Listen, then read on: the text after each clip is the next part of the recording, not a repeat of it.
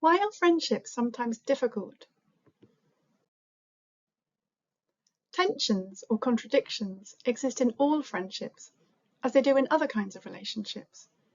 We have to navigate these with care. Here are 4 types of tensions. First is the tension between being connected and being autonomous or independent. Connecting with other people can bring lots of benefits.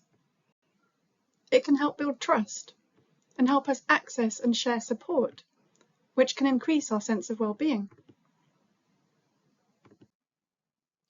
But connection also brings challenges or risks. For example, we might worry that asking a friend for help would create an obligation to reciprocate in the future, which might feel difficult to do. So we might feel we should try to meet our own needs and cope with our problems alone. However, choosing independence rather than connection is problematic too. By keeping a distance from other people, by not sharing our problems with friends and not asking them for help, we might feel unsupported, misunderstood, or lonely. This can have a negative effect on our well-being. So we have to navigate the tension between the need to be connected and the need to be independent. Second is the tension between openness and privacy. Confiding in friends about aspects of our personal lives can help create deep trust. It's part of a mutual process. We take turns to disclose things about ourselves, making ourselves a little bit vulnerable. Being open can build trust and ultimately help friends to access and share support, whether it's emotional, practical, or other kinds of support. But you might have good reasons for not wanting to disclose certain kinds of personal information.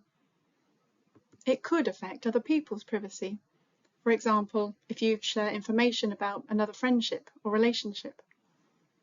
It could place too much of a burden on your friend. It could also make you too vulnerable. There's a risk your friend might pass on the information or even use it against you. This means you have to weigh up the challenges or risks against your need for support.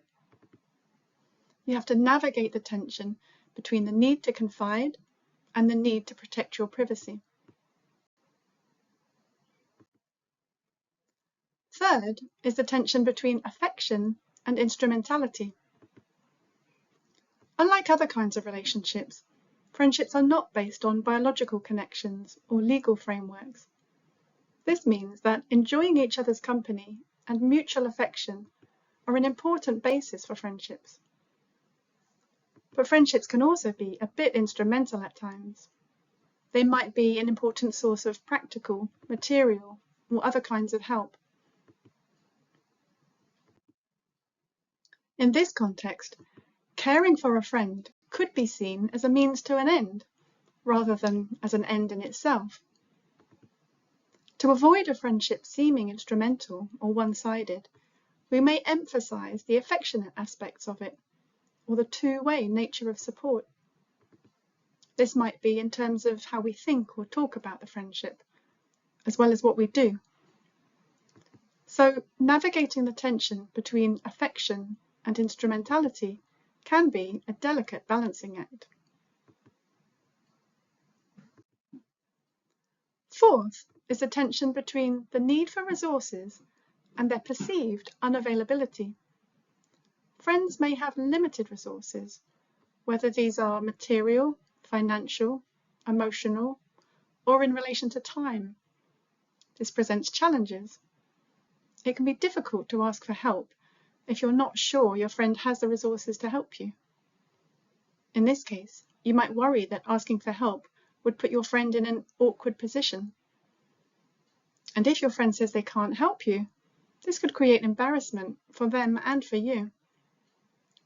But on the other hand, your friend may want you to ask them for help when you need it, and may feel disappointed if they later find out that you didn't ask them for help when you needed it. Navigating all of these tensions in friendships is difficult. It requires ongoing effort, caution, and sometimes careful calculations.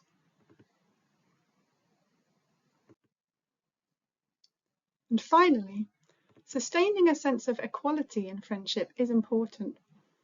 If one friend has a lot more resources than the other person, or is from a very different social background, sustaining a sense of equality can be difficult to do.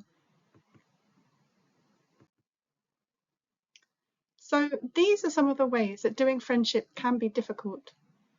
To find out more about the sociology of friendship, please subscribe and check out the links below.